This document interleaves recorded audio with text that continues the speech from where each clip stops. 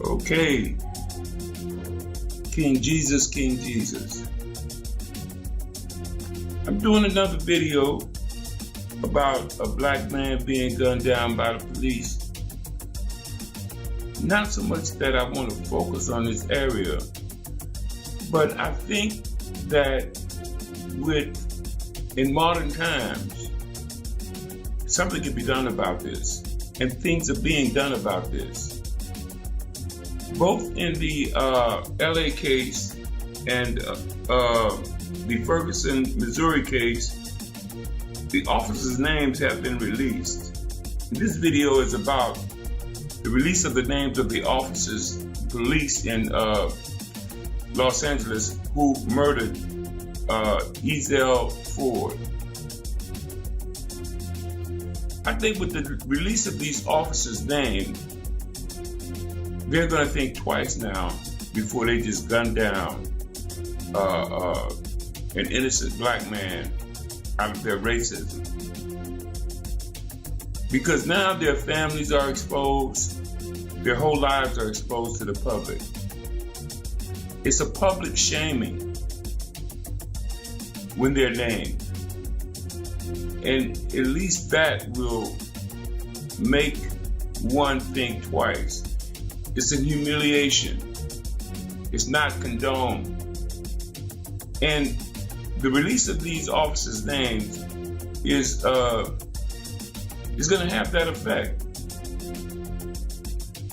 And it's not so much that the police are doing this willingly.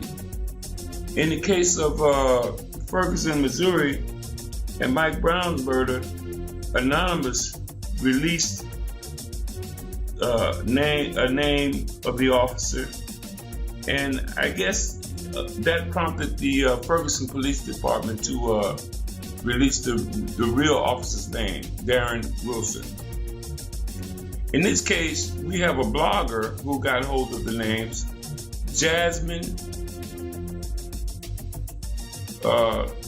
video blog, where he or she released the name of the officers. So then the LA Police Department was forced to release the names. So it's been more than 2 weeks since the police in South Los Angeles fatally shot Ezell Ford, a black man who was unarmed and mentally ill. And finally, they've identified the two officers that were involved in the shooting. One's named Sharlton Wampler, the other is Antonio Villegas. Now, ostensibly, I want you to look at this description of actually what happened.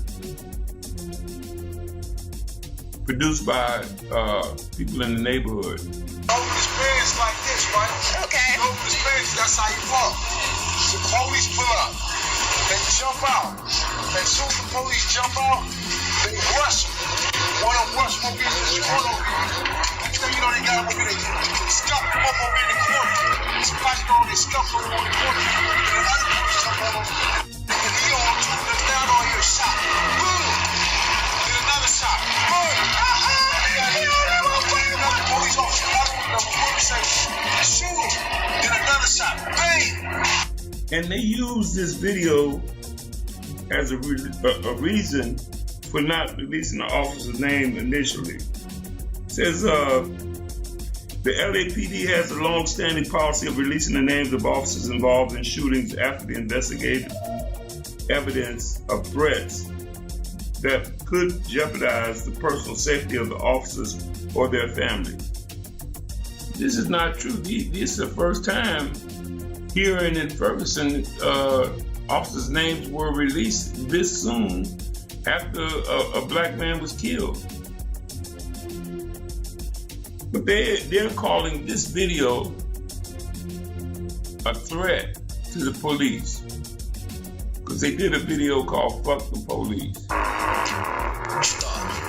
It's gonna kill my nigga. Wasn't gonna say nothing.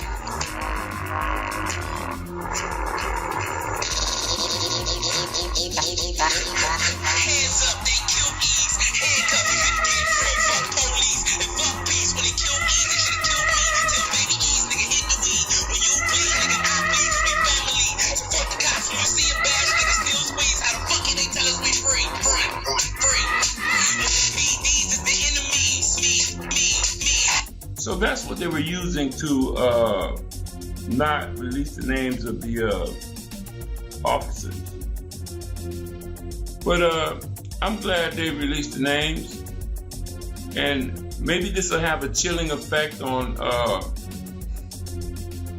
the murder of black men by police in black neighborhoods.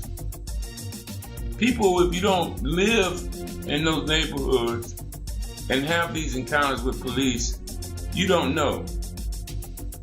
But it's like an occupation force. It's licensed to kill black people. So our communities appreciate good policing.